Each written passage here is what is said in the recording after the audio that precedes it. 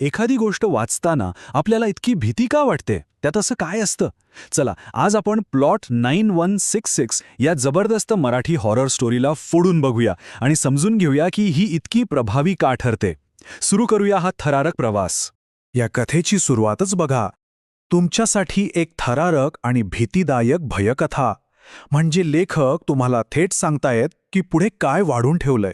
आणि हो, ते त्यांचं वचन अगदी तंतोतंत पाळतात. ही पहिली चोळ तुम्हाला पकडते आणि अशा जगात घेऊन जाते जिथून सुटका नाही.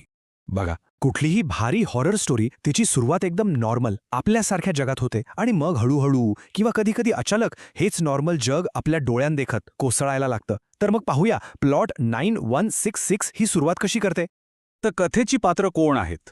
पहिला आहे आपला हिरो समीर. तो एक तरुण हुशार इंजिनियर आहे ज्याला या भूतप्रेत वगैरे गोष्टींवर अजिबात विश्वास नाही.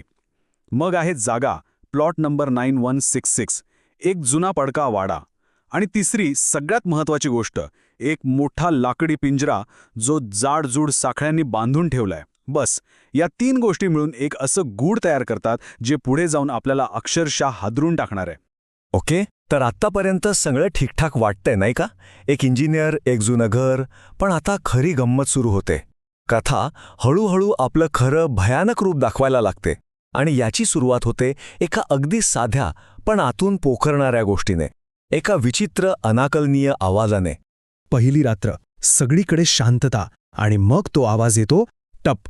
हा काही माणसाच्या चालण्याचा आवाज नाहीये. असं वाटतंय जसं काहीतरी फरफडत ओढत नेलं जातंय. आणि नक्की काय आहे हे कळत नाही ना, तेव्हाच भीती जास्त वाटते. आणि हा आवाज काही थांबत नाही. टप टप, तोच आवाज, तीच लय रिपीट होत राहते. हे जे रिपिटेशन आहे ना, ते आपल्या मनावर एक विचित्र दडपण आणतं. हॉरर कथांमध्ये ही एक क्लासिक टेक्निक आहे जी आपल्याला पूर्णपणे कथेत गुंतवून ठेवते. आणि मग एक गोष्ट जाणवते, हा आवाज हळूहळू जवळ येतोय. टप टप टप. म्हणजे आता हे फक्त लांबून येणारा डिस्टर्बन्स नाहीये, तो धोका आता थेट आपल्या दिशेने येतोय. आणि आता सुटकेचा मार्ग नाहीये. आता बघा, इथे पहिला सुगावा मिळतो.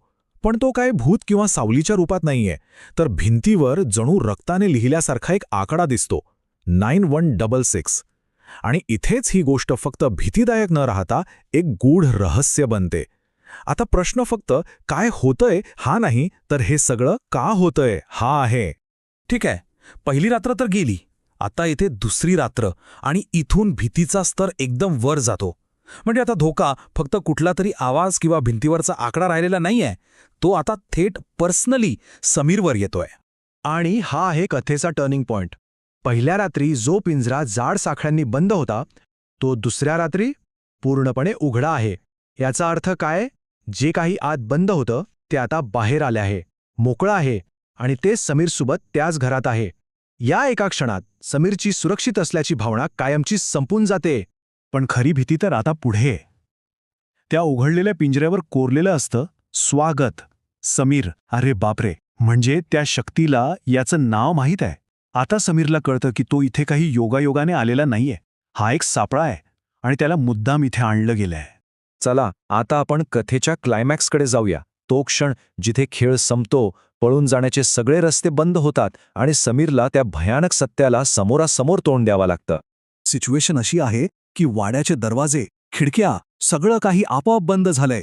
बाहेरची दुनिया जणू गायब झालीय. अंधार, आणि त्या अंधारात फक्त जळत्या लाल डोळ्यांची एक भयानक आकृती दिसते. समीर पूर्णपणे अडकलाय आणि ती आकृती त्याला फरफटत त्या पिंजऱ्याकडे घेऊन जातीये.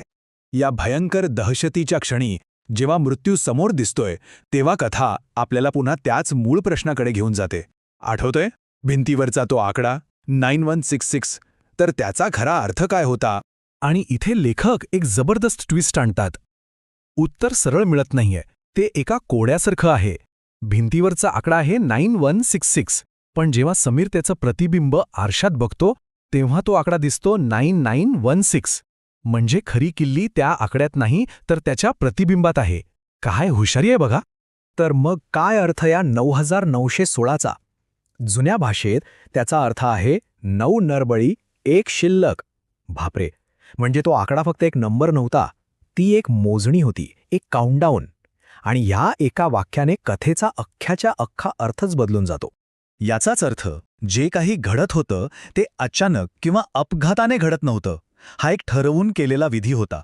समीर काही चुकीच्या वेळी चुकीच्या ठिकाणी पोहोचला नव्हता. नाही, त्याला मुद्दाम निवडलं गेलं होतं. तो होता या विधीचा 10वा आणि शेवटचा बळी. आणि हे सत्य कळल्यावर ही कथा फक्त एक भूतबंगल्याची गोष्ट राहत नाही. कथेने 9916 या आकड्याचं कोडं तर सोडवलं. आपल्याला कळलं की समीर 10वा बळी होता. पण एक शेवटचा अंगावर काटा आणणारा प्रश्न तसाच राहतो. समीरला मारणारी ती भयानक आकृती, ती नक्की कोण होती किंवा काय होती?